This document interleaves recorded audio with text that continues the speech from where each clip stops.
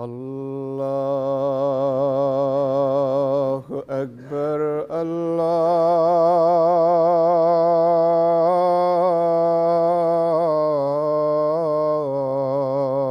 الله أكبر.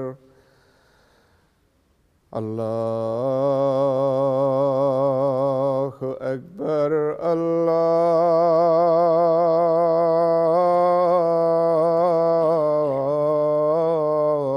الله أكبر. أشهد أن لا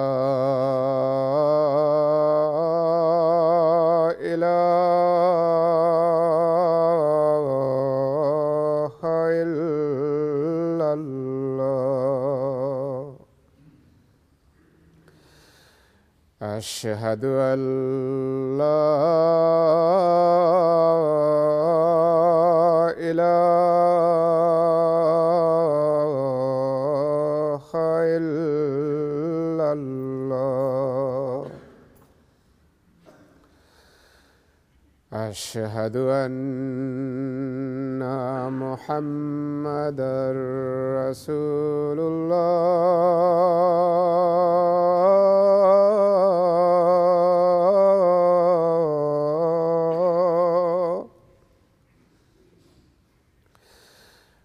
أشهد أن محمدًا رسول الله. حي على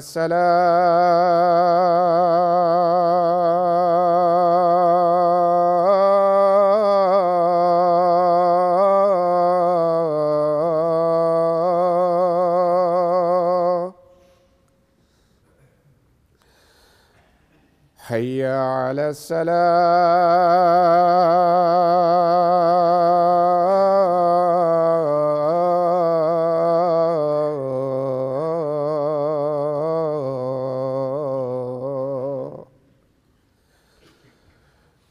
حي على الفلاح.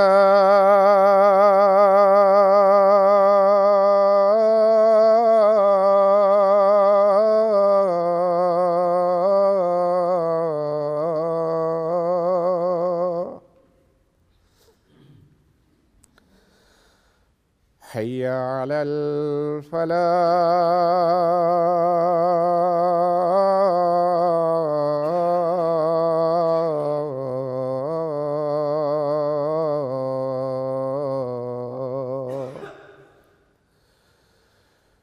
الله أكبر.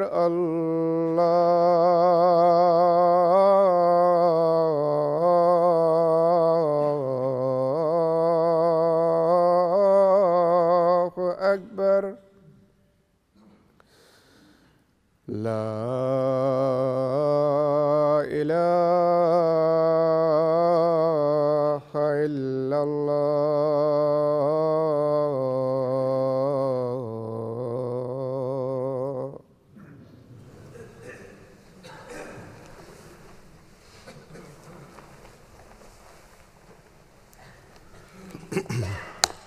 السلام عليكم ورحمة الله.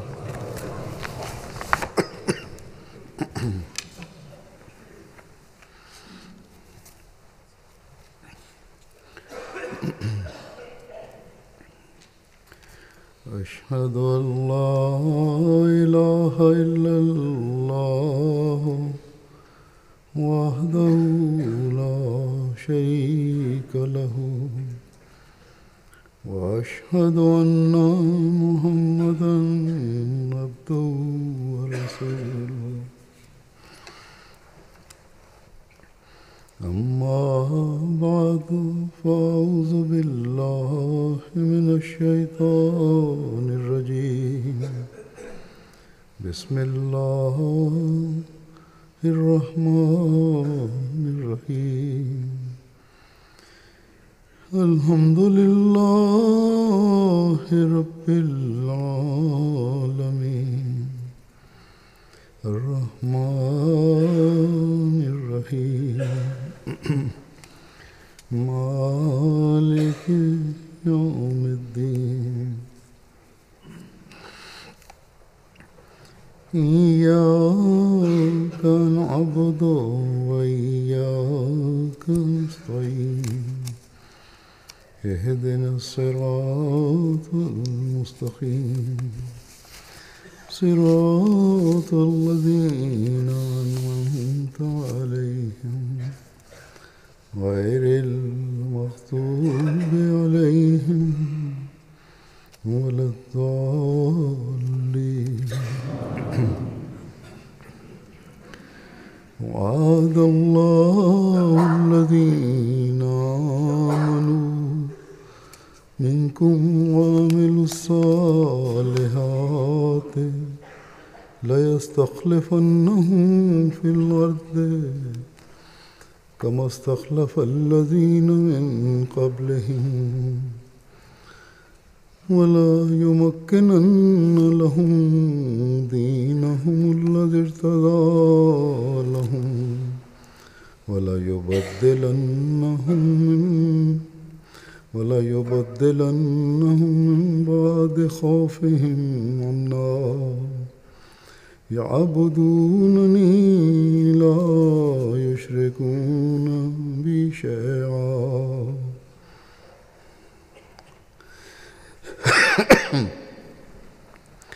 ومن كفر بعد ذلك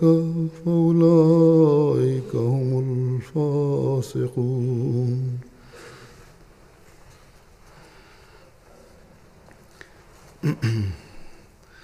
اس آیت کا ترجمہ ہے کہ تم میں سے جو لوگ ایمان لائے اور نیک اعمال بجا لائے ان سے اللہ نے پختہ وعدہ کیا ہے کہ انہیں ضرور زمین میں خلیفہ بنائے گا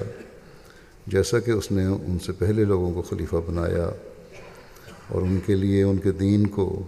جو اس نے ان کے لیے پسند کیا ضرور تمکنت عطا کرے گا اور ان کی خوف کی حالت کے بعد ضرور انہیں امن کی حالت میں بدل دے گا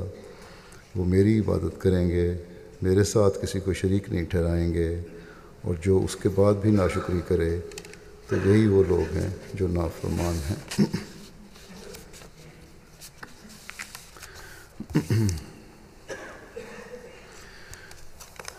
یہ آیت جیسا کہ اس کے مضمون سے واضح ہے اللہ تعالیٰ کے مسلمانوں سے اس وعدے کو بیان کر رہی ہے کہ اسلام میں خلافت قائم رہے گی۔ ہاں حضرت صلی اللہ علیہ وسلم کے ایک ارشاد کے مطابق مسلمانوں کے عمل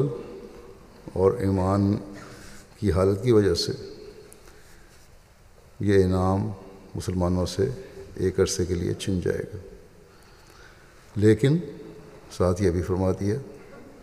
کہ اللہ تعالیٰ کے وعدے کے مطابق مضبوط ایمان والوں اور نیک اعمال بجا لانے والوں اور اللہ تعالیٰ کے اس آخری کامل اور مکمل دین پر چلنے والوں میں یہ نظام دوبارہ قائم ہوگا اور خلافت علی منہاج نبوت پھر دنیا میں قائم اور جاری ہوگی۔ مسلمان علماء کے غلط نظریات قرآن کریم اور حضرت صلی اللہ علیہ وسلم کی تعلیم اور ارشادات کی گہرائی کو نہ سمجھنے اور صرف سطحی تشریحیں اور تفسیریں کرنے کی وجہ سے مسلمانوں کی اکثریت اس بات کو سمجھتی نہیں کہ خلافت کا نظام کس طرح قائم ہوگا،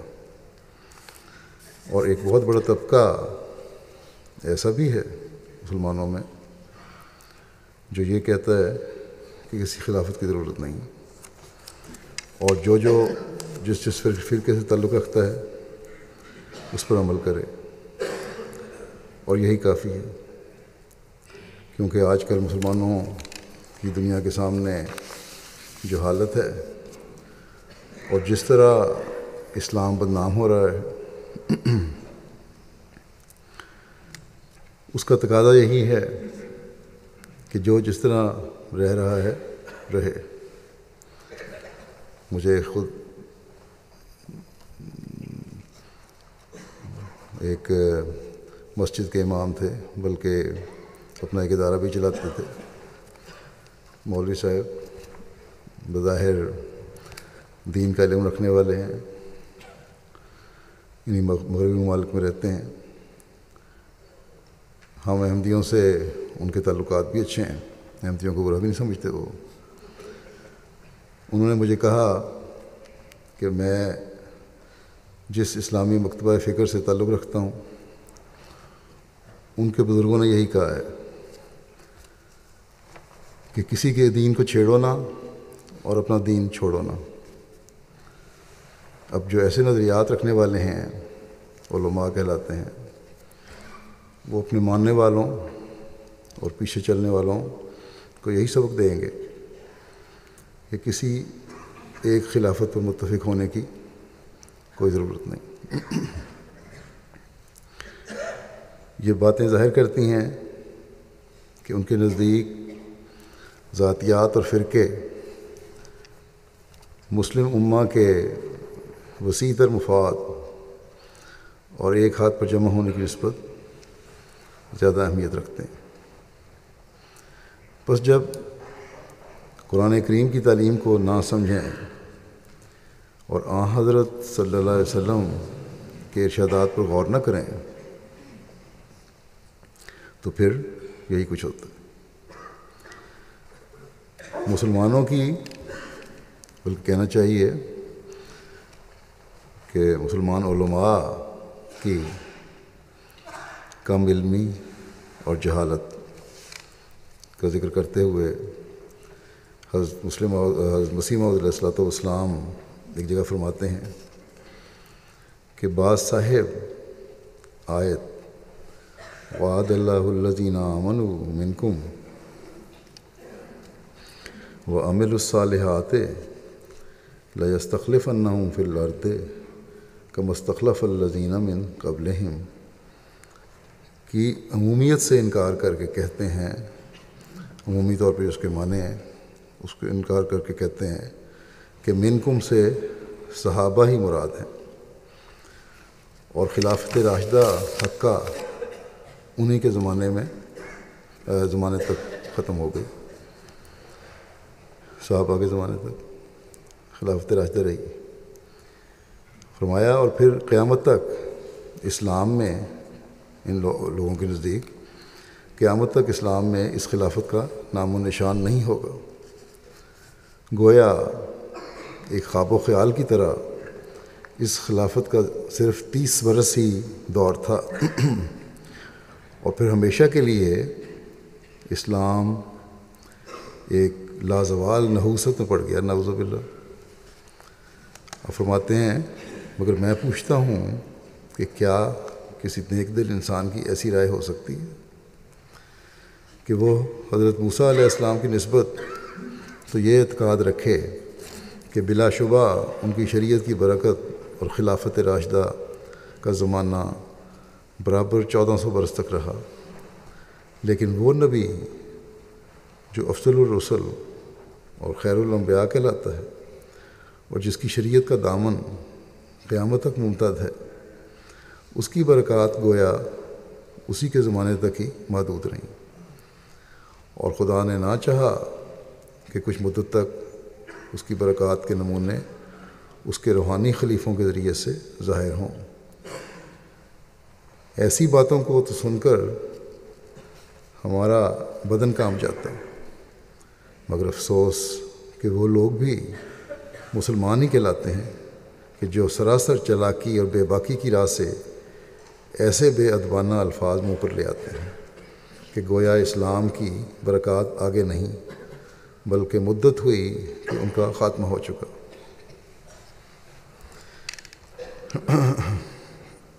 ایک جگہ آپ نے یہ بھی فرمایا کہ اگر صرف 30 سال تک ہی خلافت رہنی تھی اور اس کے بعد کچھ نہیں تھا اور یہی اسلام کی کل عمر تھی تو اللہ تعالیٰ قدرت رکھتا تھا کہ حضرت صلی اللہ علیہ وسلم کو 30 سال اور زندگی دے دیتا اور 93 سال کی زندگی کوئی ایسی زندگی نہیں جو غیر معمولی ہو، پھر خلافت کی ضرورت کیا تھی اس کی؟ بس ایسے لوگ بھی ہیں جو ایسے نظریات رکھتے ہیں. یہ لوگ ہیں جن کا حضرت مسیح موعود علیہ السلام نے کچھ تفصیل سے نقشہ کھینچا ہے، لیکن کچھ ایسے بھی ہیں جو اپنی دنیاوی حکومتوں کے بل بوتے پر اپنی خلافت قائم کرنا چاہتے ہیں. ان کے خیال میں خلافت کسی طاقت کی وجہ سے قائم ہو جائے گی.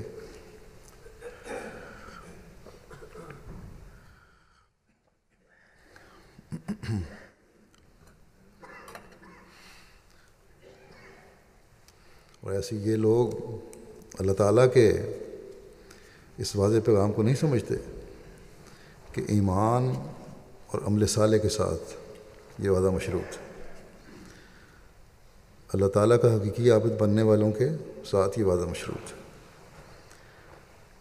عام مسلمانوں کے اس غلط نظری کی وجہ سے اسلام مخالف طاقتوں نے بھی اسلامی دنیا کو کمزور کرنے کے لیے ایسی تنظیموں کو قائم کرنے میں کردار ادا کیا اور مدد دینی شروع کی، جنہوں نے خلافت کے نام پر اپنے آپ کو منظم کیا، لیکن یہ کچھ عرصہ تک دنیاوی مقاصد حاصل کر کے دنیاوی آقاؤں کی مدد نہ ملنے کی وجہ سے یا ان کے مقاصد پورے ہونے کی وجہ سے ختم ہو رہی ہیں. 3 سال ہوئے آئرلینڈ میں مجھے ایک جرنلسٹ نے پوچھا کہ یہ جو خلافت کا اب دور شروع ہوا ہے اسلامی دنیا میں، اس کی کیا حقیقت ہے اور یہ پھیلے گی، تمہاری جو خلافت ہے اس کو کیا خطرہ ہے اس سے؟ تو میں نے اس کو یہی جواب دیا تھا کہ یہ خلافت نہیں، یہ اسی طرح شدت پسند لوگوں کا ایک گروہ ہے جس طرح پہلے گروہ کام کر رہے ہیں، اور اس کا انجام بھی آخر میں وہی ہوگا جو باقی شدت پسند گروہوں کا ہو رہا ہے. جب تک دنیاوی آقا ان سے خوش رہیں گے یہ کام کرتے رہیں گے، جب ہم اپنے ہاتھ کھینچ لیں گے تو آہستہ آہستہ یہ کمزور ہونا شروع ہو جائیں گے. ان لوگوں نے دین کو کیا تمکنت دینی ہے اور کیا امن انہوں نے قائم کرنا تھا؟ ہاں، دنیا نے یہ دیکھا کہ اسلامی دنیا کے امن کو تباہ و برباد کر دیا انہوں نے. اسلام مخالف طاقتوں کا اسلامی دنیا کو کمزور کرنے کا ایک ایجنڈا تھا، وہ پورا کر دیا انہوں نے، اور اس میں مسلمان حکومتوں کے سربراہ بھی شامل ہیں جنہوں نے اپنی کرسیاں بچانے کے لیے رعایا کا خون کیا، اور ابھی تک بجائے امن کے مسلمان کے لیے ہی خوف کا باعث بنا ہوا، اور پھر غیر مسلم دنیا کے امن کو بھی یہی لوگ برباد کر رہے ہیں. اس کی وجوہات کچھ بھی ہوں، لیکن ایک درد مند مسلمان جب یہ دیکھتا ہے کہ دنیا میں معصوموں کے قتل اور تباہی پھیلانے میں کسی مسلمان کا ہاتھ ہے تو دل کٹتا ہے، بے چینی ہوتی ہے. گزشتہ دنوں جو یہاں UK میں مانچسٹر میں واقع ہوا اور بلا وجہ 22-23 لوگوں کا قتل کر دیا گیا جس میں معصوم بچے بھی شامل تھے، یہ انتہائی ظالمانہ فعل ہے اور کسی بھی صورت میں یہ اسلام کی تعلیم کی طرف منسوخ نہیں کیا جا سکتا. ایسے بظالمانہ واقعات دیکھ کر ہم بے چین ہوتے ہیں۔ اللہ تعالیٰ ان مرنے والوں پر بھی رحم کرے اور ان کے لواحقین کو بھی صبر عطا فرمائے اور ان ظالموں کے ہاتھوں کو بھی روکے جو اسلام کے نام پر اور خلافت کے نام پر یہ ایسی حرکتیں کر رہے ہیں۔ اسی طرح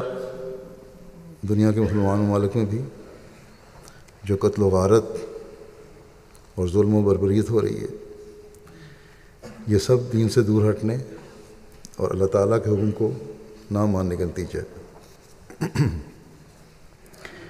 یہ عمل جو اسلام کی تعلیم کے خلاف ہو رہے ہیں اور یہ ظلم جو اسلام کے نام پر ہو رہے ہیں، اور اسی طرح وہ ظلم بھی جو مسلمان حکومتیں غیر حکومتوں کی مدد سے مسلمانوں کو بمباری کر کے یا بلا امتیاز قتل و غارت کر کے کر رہی ہیں، ان سب کا درد ہم احمدی سب سے زیادہ محسوس کر سکتے ہیں، جنہوں نے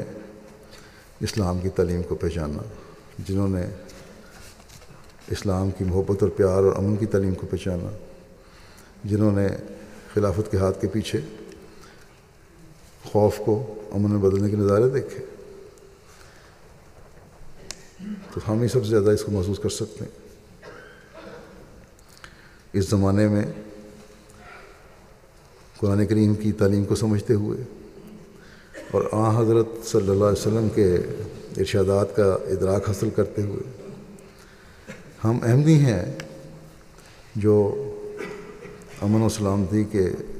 مضمون کو خاتم الخلفاء کے ساتھ جڑنے کی وجہ سے سمجھتے ہیں۔ خلافت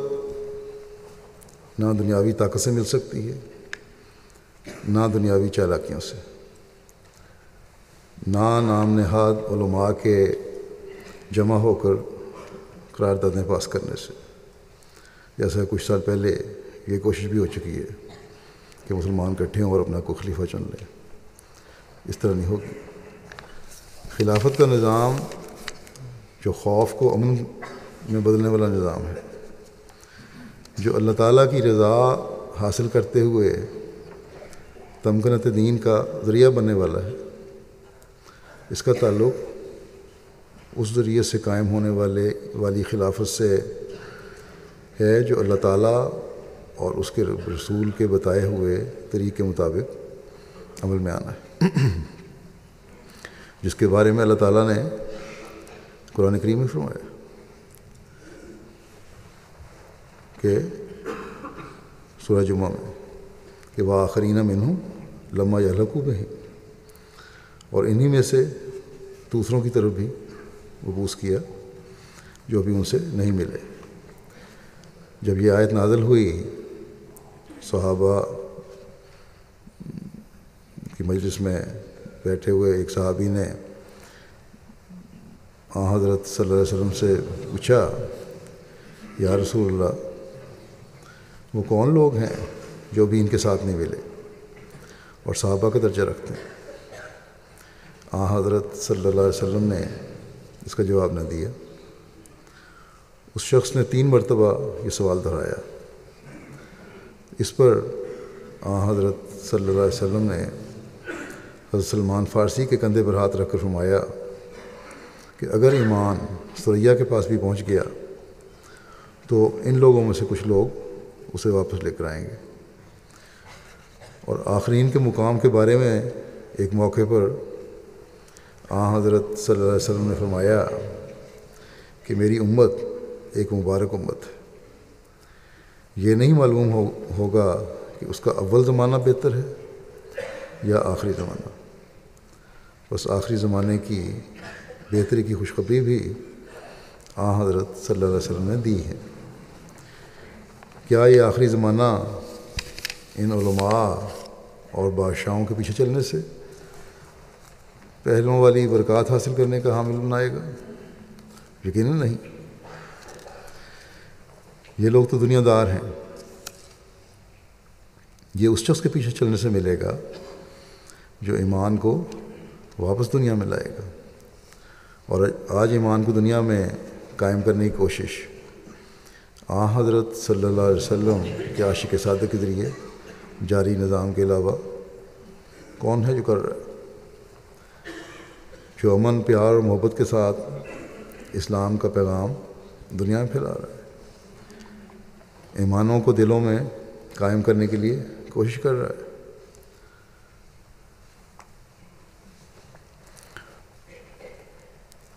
کفر و الحاد کے اس دور میں یہی حضرت مسیح موعود علیہ السلام کی جماعت کا کام ہے جسے ہمیں کرنا چاہیے اور کر رہے ہیں۔ بے شمار واقعات ہیں، میرے ساتھ بھی اور دوسرے لوگوں کے ساتھ بھی ہوتے ہیں، پیس کانفرنسز ہوتی ہیں، جلسے ہوتے ہیں، ہمارے جلسوں میں آتے ہیں، جب ہم اپنا پیغام اسلام کا حقیقی پیغام بتاتے ہیں تو غیر بھی، عیسائی بھی، لا مذہب بھی بلکہ یہی کہتے ہیں کہ یہ وہ اصل پیغام ہے، یہ وہ اسلام ہے جس کی دنیا کو پہنچانے کی ضرورت ہے، اور اگر یہ اسلام تم لوگ پھیلاؤ تو کسی کو قبول کرنے میں کوئی روک نہیں ہوگی۔ بس یہ کام ہے جو ہم نے کرنا ہے۔ تجدید دین اور ایمان کو قائم کرنے کے لیے اس زمانے میں مسیح موعود اور مہدی موعود کے ساتھ ہی جڑنا ہوگا جو خاتم الخلفاء بھی ہیں۔ آخرین کے پہلوؤں سے ساتھ جڑنے کے متعلق ایک جگہ حضرت مسیح موعود علیہ السلام فرماتے ہیں، اس آیت کا ماحصل یہ ہے کہ خدا وہ خدا ہے کہ جس نے ایسے وقت میں رسول بھیجا کہ لوگ علم اور حکمت سے بے بہرہ ہو چکے تھے، اور علوم حکمیہ دینیہ جن سے تکمیل نفس ہو اور نفوس انسانیہ علمی اور عملی کمال کو پہنچیں بالکل گم ہو گئی تھی۔ لوگ دین کو بالکل بھول چکے تھے۔ حکمت، دین کے جو حکمت کی تعلیم ہے اس کو وہ بالکل ختم ہو چکی تھی، اور اس کو کمال تک پہنچانے کے لیے دین کے علم کی حکمت کو کمال تک پہنچانے کے لیے اور انسانی نفس کی اصلاح کے لیے علمی اور عملی حالتوں کو بہتر کرنے کے لیے ایک زمانہ تھا جو حضرت صلی اللہ علیہ وسلم کا زمانہ تھا، جس کے لیے آئے، کیونکہ یہ زمانہ تھا جب یہ سب باتیں بالکل ختم ہو چکی تھیں، گم ہو گئی تھیں، اور فرمایا اور لوگ گمراہی میں مبتلا تھے، یعنی خدا اور اس کی صراط مستقیم سے بہت دور جا پڑے تھے۔ تب ایسے وقت میں خدا تعالیٰ نے اپنا رسول امی بھیجا، اور اس رسول صلی اللہ علیہ وسلم نے ان کے نفسوں کو پاک کیا اور علم الکتاب اور حکمت سے ان کو مملو کیا، ان کتاب کے علم اور حکمت سے ان کو بھرا، یعنی نشانوں اور معجزات سے مرتبہ یقین کامل تک پہنچایا، نشانات بھی دکھائے، معجزات بھی دکھائے، اللہ تعالیٰ کی قدرتوں کے نظارے دکھائے، اور ان کے ایمان میں اتنی ترقی ہوئی کہ وہ یقین کامل تک پہنچ گئے، اور خدا شناسی کے نور سے ان کے دلوں کو روشن کیا۔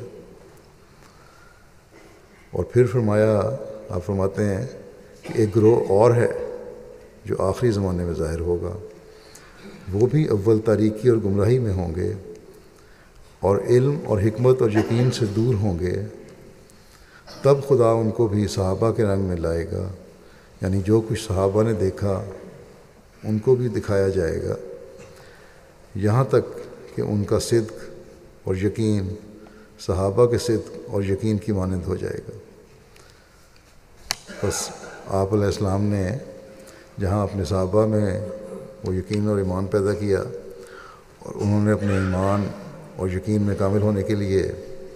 قربانیاں دیں اور اس تاریکی سے باہر نکلے جس نے ہر طرف اندھیرا کیا ہوا تھا، دنیا میں جلالت چھائی ہوئی تھی، اسلام کو لوگ بھول رہے تھے، آپ نے دوبارہ آ کے اسلام کی نشست ثانیہ فرمائی۔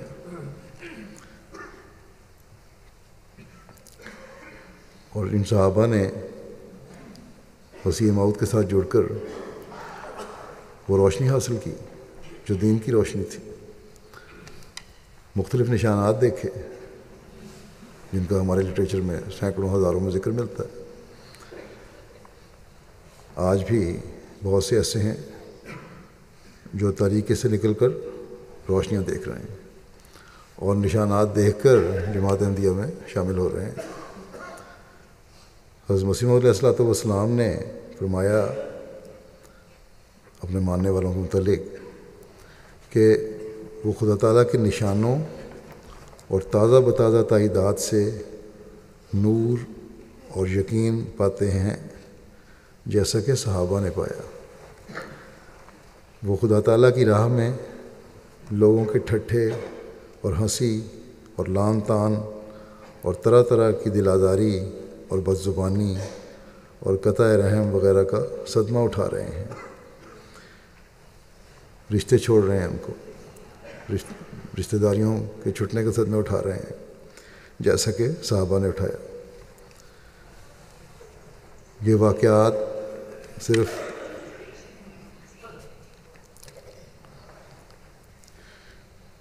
اسی وقت میں نہیں ہوئے یا اسی قوم میں نہیں ہو رہے جہاں حضرت مسیح موعود علیہ السلام مبعوث ہوئے، پاکستانی ہندوستان میں، بلکہ حضرت صلی اللہ علیہ وسلم کی غلامی میں، کیونکہ آپ تمام دنیا کو امت واحدہ بنانے کے لیے آئے تھے اور خدا تعالیٰ کا عبد بنانے کے لیے آئے تھے، اس لیے دنیا کے دوسرے ممالک میں بھی حضرت مسیح موعود علیہ السلام کے ماننے والوں کو ان تکلیفوں اور مشکلات سے گزرنا پڑ رہا ہے، لیکن انتہائی صبر اور ثابت قدمی سے وہ ہر سختی کا مقابلہ کر رہے ہیں۔ چنانچہ الجزائر کی مثال ہی آج کل ہمارے سامنے ہے۔ یہ کوئی اتنی پرانی جماعت نہیں ہے، لیکن مسیح موعود کو مان کر آخرین میں شامل ہونے کے بعد اور خلافت کی اطاعت میں آ کر ان کے ایمان اللہ تعالیٰ کے فضل سے بلندیوں کو چھو رہے ہیں۔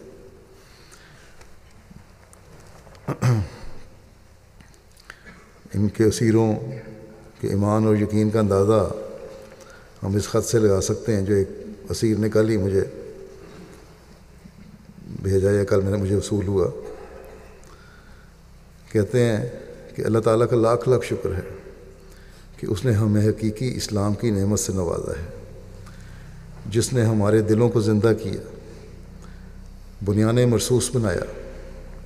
اور اس کی رضا کی خاطر ایک دوسرے سے محبت کرنے والا بنایا اور خلیفہ وقت کے ہاتھ پر اکٹھا کیا۔ لکھتے ہیں مجھے مخاطب کر کے کہ سیدی راہ مولا میں اسیری کے بعد سارے ملک سے احمدی بھائی آ کر مل رہے ہیں اور خدا کی خاص مدد پر شاداں و فرحاں ہیں۔ ایک اسیری ہے لیکن اللہ تعالیٰ کے انعامات جو ہو رہے ہیں اس پہ خوشی بھی منا رہے ہیں۔ کہتے ہیں انہوں نے آپ تک محبت بھرا سلام اور دعا کی درخواست پہنچانے کا بھی کہا ہے۔ سب اس بات پر مصر ہیں کہ اعلیٰ حق کے لیے کام اور دعا کو جاری رکھا جائے۔ جتنی مرضی سختیاں آئیں، حق پھیلانے کے لیے ہم اپنا کام بھی جاری رکھیں گے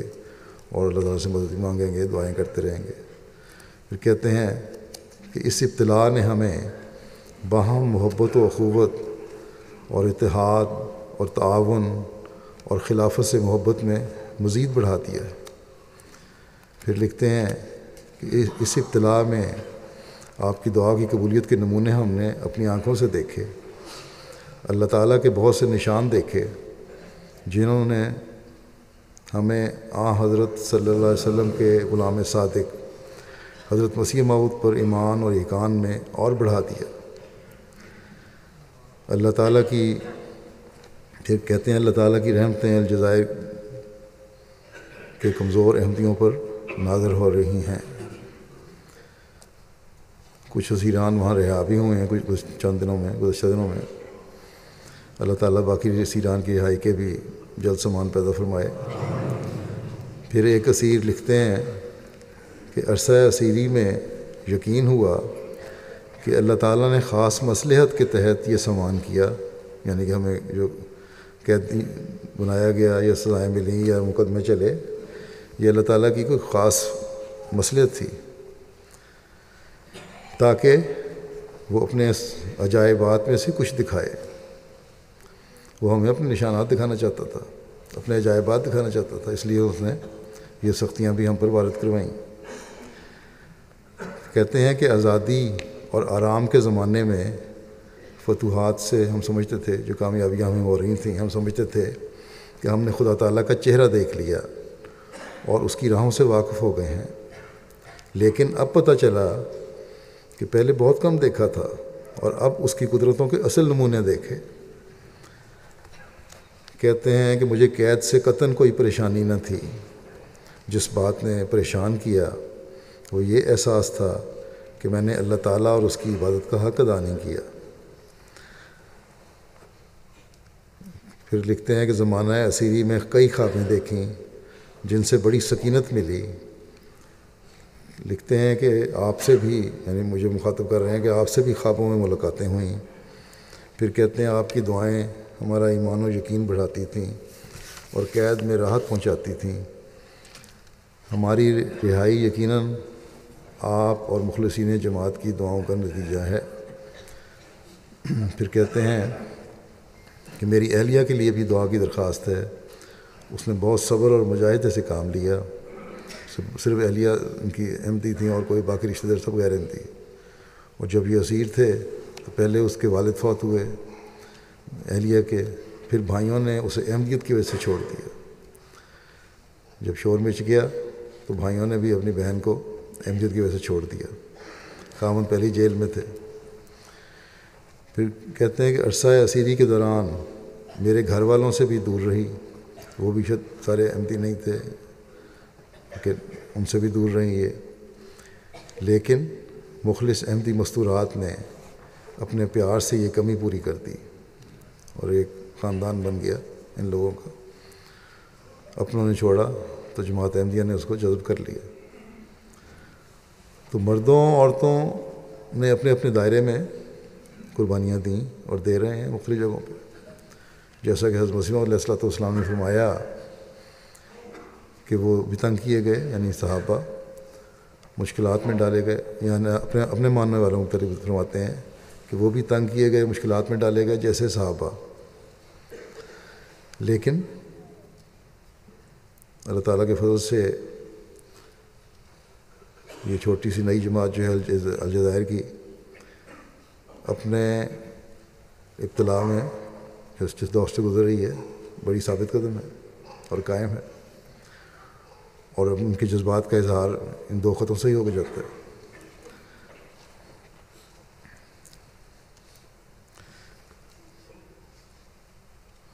اور یہ بھی لکھتے ہیں کہ حضرت مسیح علیہ السلام کے ذریعہ جاری نظام خلافت کی وجہ سے ان کے تسکین کے سامان ہوتے رہے۔ مخالفین جو خوف پیدا کرنے کے لیے کارروائیاں کرتے تھے، اللہ تعالیٰ اپنے خاص فضل سے خلافت کے ساتھ جڑے رہنے کی وجہ سے اس میں سے ان کے لیے تسکین کے سامان پیدا فرما دیتا تھا۔ اور بے شمار مثالیں ہیں ایسی جہاں اللہ تعالیٰ تسکین کے سامان پیدا فرماتا ہے احمدیوں کے لیے، ذاتی طور پہ بھی اور جماعتی طور پہ بھی۔ مشکلات کے دور آتے ہیں، اللہ تعالیٰ اپنے وعدے کے مطابق تسکین اور امن کے سامان مہیا فرماتا رہتا ہے۔ یہ کسی خاص دور اور وقت کی بات نہیں ہے، جیسا کہ میں نے مثالیں بھی دیں۔ اللہ تعالیٰ نے یا اس کے ساتھ مشروط نہیں ہے۔ اللہ تعالیٰ نے ایمان لانے والوں اور نیک عمل کرنے والوں سے یہ وعدہ کیا ہے کہ خوفوں کو اس نے دور کرنا ہے۔ لیکن اللہ تعالیٰ بار بار مومنوں کو یہ توجہ بھی دلاتا ہے کہ وہ میری عبادت کا حق بھی ادا کریں۔ تو جب یہ حق ادا ہو رہے ہوں گے تو بے شک خوف کے حالات بھی آئیں گے، لیکن خوف کی حالت ذاتی طور پر بھی اور اجتماعی طور پر بھی اس تعلق کی وجہ سے جو خلافت سے ہوگا اور جو اللہ تعالیٰ سے ہوگا، اس واسطے سے، اس سوچ کے ساتھ امن اور سکون کی حالت میں وہ حالات بدل دیے جائیں گے۔ اب یہ الجزائر کے احمدی، جن میں سے چند ایک کے علاوہ کسی نے خلیفہ وقت کو کبھی دیکھا بھی نہیں، لیکن ایمان میں کامل ہونے کی وجہ سے اس طرح اللہ تعالیٰ ان کے لیے تسکین کے سامان پیدا فرما رہا ہے، جس طرح حضرت مسیح علیہ السلام کے زمانے میں آپ کے قریبیوں میں دل کی تسکین کے سامان پیدا ہو رہے تھے، یا جماعت احمدیہ کی تاریخ دیکھیں، خلافت اولیٰ میں بھی یہی تسکین کے سامان پیدا ہوتے رہے۔ حضرت مسیح علیہ السلام کے ذریعے سے جاری نظام میں خلافت کی برکت سے خلافت ثانیہ میں بھی بڑے سخت حالات آئے، تسکین کے سامان ہوتے رہے۔ خلافت ثالثہ میں بھی بڑے سخت حالات آئے، اور اس وقت کے پاکستانی حکومت کے سربراہ نے کہا کہ احمدیوں میں کچھ کول پکڑا دوں گا، لیکن اللہ تعالیٰ نے فراخی کے سامان پیدا فرمائے۔ خلافت رابعہ میں بھی اللہ تعالیٰ نے سامان پیدا فرمائے، اور آج بھی اللہ تعالیٰ اسی طرح سامان پیدا فرماتا چلا جا رہا ہے۔ بس یہ کوئی مخصوص کسی جگہ کے لیے نہیں، بلکہ یہ مخصوص ہے ان مومنین کے لیے جو خلافت کے ساتھ، اس حقیقی خلافت کے ساتھ جڑے رہنے والے ہیں، جس کو اللہ تعالیٰ نے جاری فرمایا ہے۔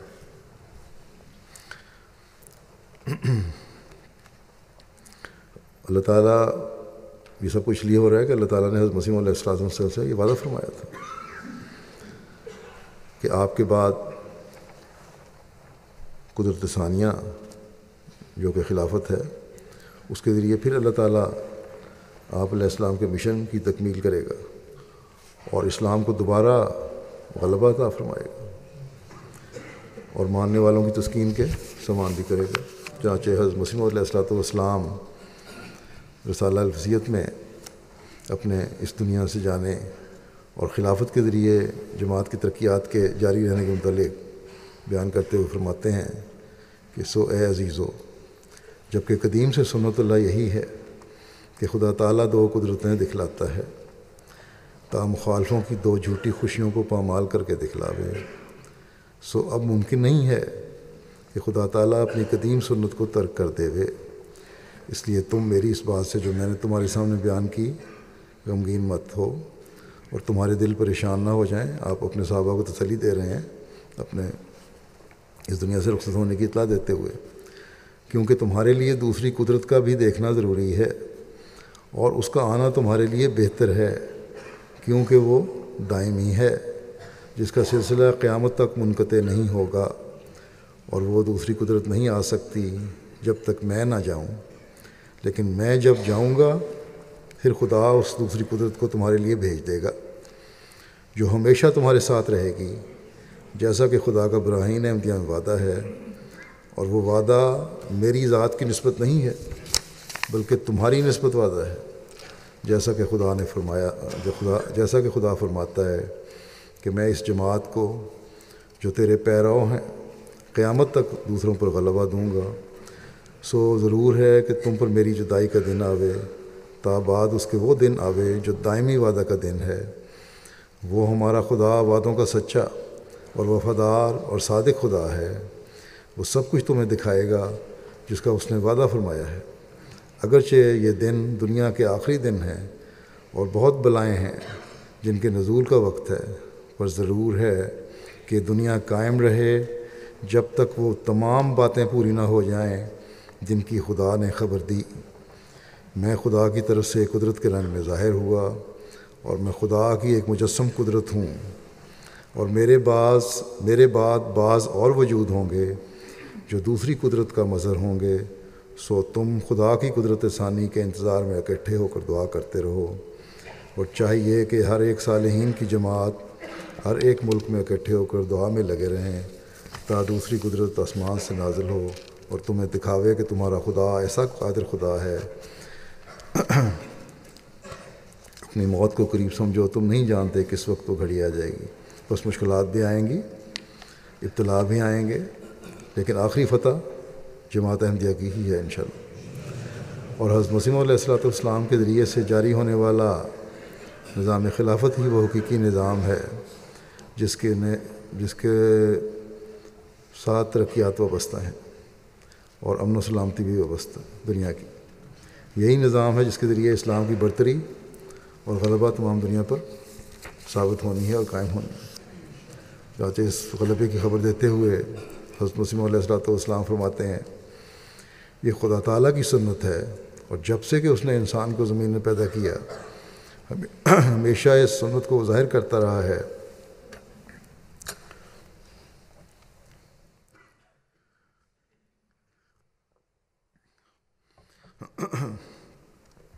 کہ وہ اپنے نبیوں اور رسولوں کی مدد کرتا ہے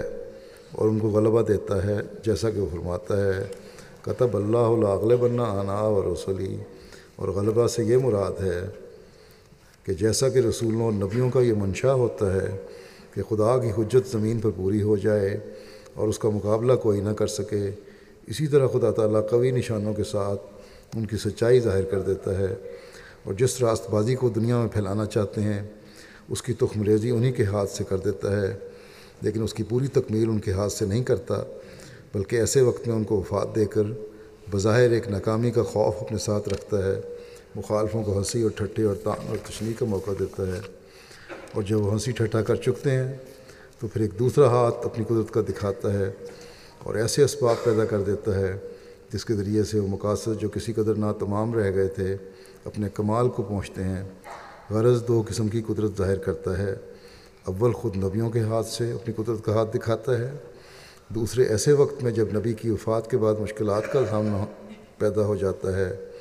اور دشمن زور میں آ جاتے ہیں اور خیال کرتے ہیں کہ اب کام بگڑ گیا، اور یقین کر لیتے ہیں کہ اب یہ جماعت نابود ہو جائے گی، اور خود جماعت کے لوگ بھی تردد میں پڑ جاتے ہیں اور ان کی کمریں ٹوٹ جاتی ہیں اور کئی بدقسمت مرتد ہونے کی راہیں اختیار کر لیتے ہیں، تب خدا تعالیٰ دوسری مرتبہ اپنی زبردست قدرت ظاہر کرتا ہے اور گرتی ہوئی جماعت کو سنبھال لیتا ہے۔ پس وہ جو اخیر تک صبر کرتا ہے خدا تعالیٰ کے اس معجزے کو دیکھتا ہے، جیسا حضرت ابوبکر صدیق رضی اللہ تعالیٰ عنہ کے وقت میں ہوا، جب کہ حضرت صلی اللہ علیہ وسلم کی موت ایک بے وقت موت سمجھی گئی اور بہت سے بادیہ نشین نادان مرتد ہو گئے اور صحابہ بھی مارے غم کے دیوانہ کی طرح ہو گئے، تب خدا تعالیٰ نے حضرت ابوبکر صدیق کو کھڑا کر کے دوبارہ اپنی قدرت کا نمونہ دکھایا اور اسلام کو نابود ہوتے ہوتے تھام لیا اور اس وعدے کو پورا کیا جو فرمایا تھا وَلَا يُمَكِّنَنَّ لَهُمْ دِينَهُمُ الَّذِي ارْتَضَىٰ لَهُمْ وَلَا يُبَدِّلَنَّهُم مِّن بَعْدِ خَوْفِهِمْ أَمْنًا، یعنی خوف کے بعد پھر ہم ان کے پیر جما دیں گے۔ اللہ تعالیٰ کا یہ بڑا احسان ہے کہ حضرت مسیح علیہ السلام کے بعد وصال کے بعد ایک جھٹکا تو جماعت کو لگا، لیکن اللہ تعالیٰ نے اس خلیفہ مسیح اول کے ذریعے جماعت کو فوراً سنبھال لیا۔ اگر کسی کی کوئی نیت شرارت کی تھی بھی تو وہ جلد ہی قابو میں آ گیا۔ پھر حضرت خلیفہ اول کی وصال کے بعد جماعت کو ایک بڑا جھٹکا لگا اور جماعت کے بعد سرکردہ جماعت مبائن سے علیحدہ بھی ہو گئے، خلافت کے انکاری بھی ہو گئے، اور وہ کافی سخت حالات تھے، ان سے ایک لمبی تفصیل ہے، لیکن نتیجہ کیا ہوا؟ آخر میں خلافت کامیابیوں کامیاب ہوئی اور ان کی کامیابیوں کی راہوں پر چلتی چلی گئی اور منزلیں طے کرتی چلی گئی۔ پھر خلافت ثالثہ جیسا کہ میں نے ذکر کیا، ایک دور آیا، سختیوں کے دور آئے، لیکن اس کے باوجود اللہ تعالیٰ نے فضل فرمایا۔ ان کے خوفناک منصوبے تھے حکومت کے، لیکن کوئی روک نہیں پیدا ہو سکی جماعت کی ترقی میں۔ خلافت رابعہ میں مزید سختی پاکستان کی حکومت نے دکھائی، تو اس ابتلا میں بھی تسکین کے اللہ تعالیٰ نے سامان پیدا فرما دیے، جماعت نئی منزلیں طے کرنے لگی، تبلیغ کے نئے نئے راستے کھلنے لگے، اور پھر سیٹلائٹ کے ذریعے سے دنیا میں تبلیغ جانے لگی۔ پھر خلافت خامسہ میں بھی نئے راستوں میں مزید وسعت پیدا ہوئی، جماعت کا پیغام ہزاروں سے نکل کر، لاکھوں سے نکل کر بلکہ کروڑوں میں جانے لگ گیا۔ ایک ملک یا دو ملکوں کے بجائے کئی ملکوں میں اب مخالفت شروع ہو گئی ہے، اور یہی احمدیت کی سچائی کی دلیل ہے، اور یہی ترقی کی نشانی بھی ہے۔ احمدیت سے پیچھے ہٹانے کی کوششیں ہو رہی ہیں، لیکن اللہ تعالیٰ اپنے وعدے کے موافق ترقی کی راہیں کھولتا چلا جا رہا ہے، اور ترقی ہوتی چلی جا رہی ہے۔ اور یہ سب باتیں ظاہر کرتی ہیں کہ عارضی روگوں کے باوجود اسلام کا غلبہ انشاءاللہ تعالیٰ حضرت مسیح موعود علیہ السلام کے ذریعے اور آپ کے بعد جاری نظام خلافت کے ذریعے ہی ہونا ہے۔ مخالفین چاہیں جتنا مرضی زور لگا لیں، ان کے حصے میں نامرادی اور ناکامی ہی ہے۔ اللہ تعالیٰ ہر شخص کو توفیق دے کہ وہ اپنے ایمان میں بھی مضبوط ہو، اور اعمال صالحہ بجا لانے والا بھی ہو، اور عبادتوں کے معیار بھی ہر احمدی کے بلند ہوتے چلے جائیں، تاکہ ہم اس ترقی کا حصہ بننے والے رہیں ہمیشہ۔ نماز جمعہ کے بعد میں ایک جنازہ حاضری پڑھاؤں گا، آ گیا نا جنازہ، جو چودھری حمید احمد صاحب ابن چودھری محمد سلمان اختر صاحب کا ہے۔ یہیں کچھ عرصے سے پچھلے 7-8 سال سے یہیں رہتے تھے۔ یہ 20 مئی 2017 کو 42 سال کی عمر میں کینسر سے وفات ہو گئی۔ انا للہ و انا الیہ راجعون۔ آپ حضرت چودھری مولا بخش صاحب بھی حضرت مسیح موعود علیہ السلام کے پڑپوتے تھے۔ اپنے خاندان کے ساتھ 1990 میں ہجرت کر کے جرمنی آئے، اور وہاں بھی جماعتی خدمات میں نمایاں رہے۔ وہاں سیکٹری تبلیغ لوکل رہے، قائد مجلس رہے، معتمد رہے۔ جرمنی کے علاوہ ریجنل امارت میں بطور سیکٹری امور عامہ خدمت کی توفیق پائی۔ خدا نے جرمنی کے علاوہ ریجنل امارت میں بھی توفیق پائی۔ پھر بوسنیا کے جلسے میں جو تھا جلسہ، اس میں جرمنی کے نمائندہ کی حیثیت سے شامل ہوئے۔ کھیلوں کا بھی بڑا شوق تھا، تبلیغی اسٹال بڑے شوق سے اور توجہ سے لگاتے تھے۔ کبھی کوئی معاون میسر نہ آتا تو خود ہی اکیلے اسٹال کے لیے نکل جاتے۔ 2009 میں جرمنی سے UK آ گئے، اور یہاں آ کر ریجنل ناظم تعلیم اطفال کی حیثیت سے خدمت کی، پھر اور بڑی اعلیٰ پوزیشن بھی حاصل کر لی۔ خود اطفال کو اپنی مجلس کے خود اطفال کو بڑی ترقی دی۔ تبلیغ کا شوق جیسا کہ میں نے کہا بہت تھا۔ خدام الاحمدیہ میں بھی اور انصار اللہ میں بھی مختلف عہدوں کی حیثیت سے خدمت بجانے کی توفیق ملی۔ دفتر پرائیویٹ سیکٹری میں مستقل یہ رضاکارانہ طور پر کام کرتے تھے، اور کافی ہماری ڈاک نکالنے میں مدد کیا کرتے تھے۔ اس کے علاوہ سیکیورٹی ڈیوٹی بھی دیتے تھے خادم کی حیثیت سے، بلکہ میں تو سمجھتا تھا بعض دفعہ کہ شاید یہ کام کرتے ہی نہیں کوئی اور، سارا دن یہیں مسجد کے قریب ہی رہتے ہیں، لیکن اپنا پرائیویٹ کام بھی کرتے تھے اور اس میں سے وقت نکالتے تھے، اور کئی کئی گھنٹے دفتر پرائیویٹ سیکرٹری کو دیا کرتے تھے۔ اسی طرح خدام کی ڈیوٹیوں کو بھی۔ موسی تھے مرحوم، اس نے بسمانگان میں اہلیہ کے علاوہ ایک بیٹی اور 4 بیٹے ہیں۔ ان کے والد بھی حیات ہیں، بھائی ہیں۔ ان کے والد سلمان اختر صاحب لکھتے ہیں کہ میرا بیٹا بہت ہی فرما بردار تھا، بچپن سے ہی جماعتی کاموں میں مشغول رہا، ہر وقت اس کے دل میں دین کی خدمت کا جذبہ موجود رہتا تھا۔ خدمت کا کوئی موقع اسے میسر آیا، اس نے اس سے بھرپور فائدہ اٹھایا۔ بچوں کو نماز جماعت کے لیے مسجد لے جاتے، حتیٰ کہ بیماری کے ایام میں بھی در طبیعت سنبھلتی تو اسی طریق پر عمل کرتے، اور اپنی بیماری سے آخر میں بڑا مقابلہ بڑی ہمت سے انہوں نے کیا، اور گھر بیٹھ کے بھی سیکٹری وقفے نو کی حیثیت سے اپنے کام سے انجام دیتے رہے۔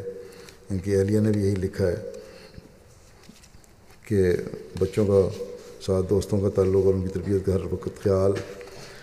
اور پھر یہ کہ اپنی 15 سال ہماری شادی کو رہے اور آج تک کبھی اونچی آواز سے انہوں نے بات نہیں کی۔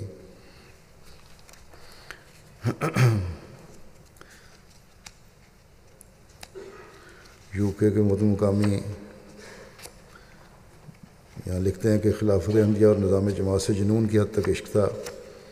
ہمیشہ جماعتی مفاد کو پہلے رکھتے تھے۔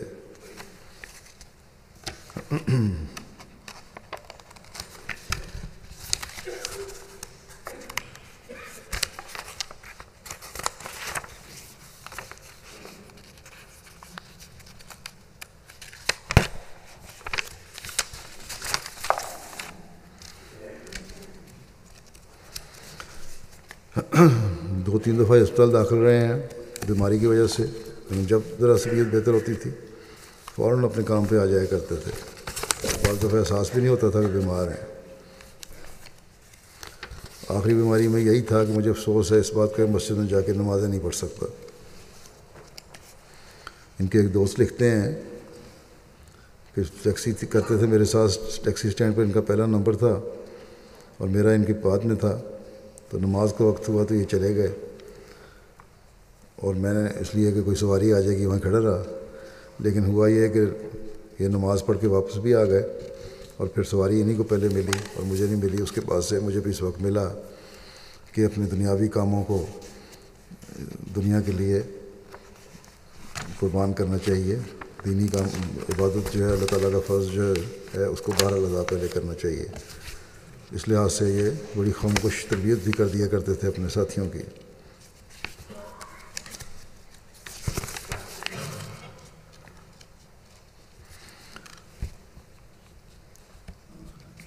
ہر ایک کے کام آنا ان کا خاص وقت تھا۔ رات کو کہتے ہیں، ایک دوست ان کے لکھتے ہیں، رات 2 بجے بھی کوئی کام ہوتا تو فوراً کہتے کہ میں کر دوں گا۔ تبلیغی اسٹال پر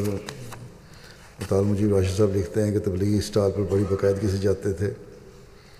اور بڑے ہنستے مسکراتے سب کو سلام کر کے یہ کام کرتے، اور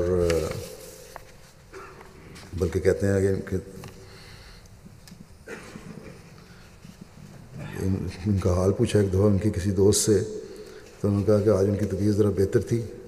اس لیے وہ تبلیغ کرنے کے لیے نکل گئے ہیں۔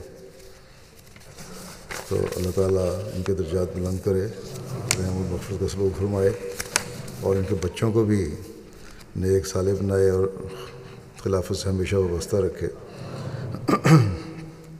جیسے کہ میں نے کہا نماز کے بعد حاضر جنازہ ہے، میں باہر جا کر نماز جنازہ ادا کروں گا اور آپ لوگ یہیں مسجد میں صفیں بنا لیں۔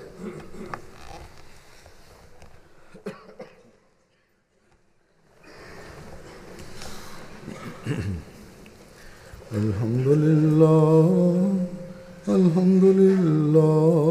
نحمده ونستعینه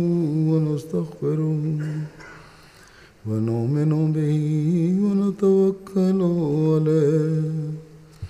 ونعوذ باللہ من شرور انفسنا ومن سیئات اعمالنا، من يهده الله فلا مضل له ومن يضلل فلا هادي له، ونشهد أن لا